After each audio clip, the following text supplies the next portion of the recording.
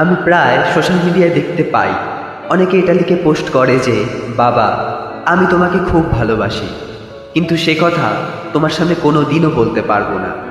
ঠিক একই কথা মায়ের ক্ষেত্রেও অনেককে লিখতে দেখতে পাই।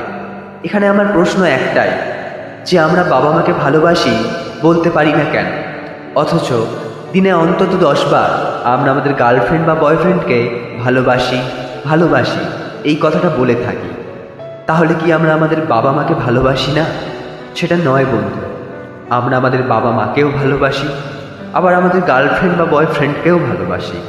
কিন্তু ভালোবাসি এই কথাটা আমাদের বাবা মাকে বোঝাতে হয় না, তারা নিজেরাই জানে যে আমরা তাদের ভালোবাসি। তাই আমাদের তাগিদও থাকে না তাদেরকে বোঝানো, অথচ আমরা দিন রাত প্রমাণ করতে ব্যস্ত থাকি যে আমি আমার গার্লফ্রেন্ড বা বয়ফ্রেন্ডকে খুব ভালোবাসি। একবার ভেবে দেখো তো, যে আমরা বাবা মার কাছে যখন প্রমাণ করতে যাই না যে ভালোবাসি, তাহলে আমরা আমাদের গার্লফ্রেন্ড বা বয়ফ্রেন্ডের কাছে কেন প্রমাণ করতে যাব?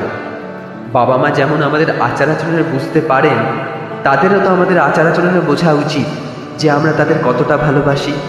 তাই বলছি বন্ধু, আজ থেকে ভালোবাসি কথাটা তোমার গার্লফ্রেন্ড বা বয়ফ্রেন্ডকে বারবার না বলে তোমার আচার আচরণে বুঝিয়ে দাও যে তাকে তুমি সত্যিই ভীষণ ভালোবাসো। যে বোঝার সে এমনিই বুঝবে, আর যে না বোঝা তাকে 1000 বার ভালোবাসি বললেও সে তোমায় ছেড়ে চলে যাবেই।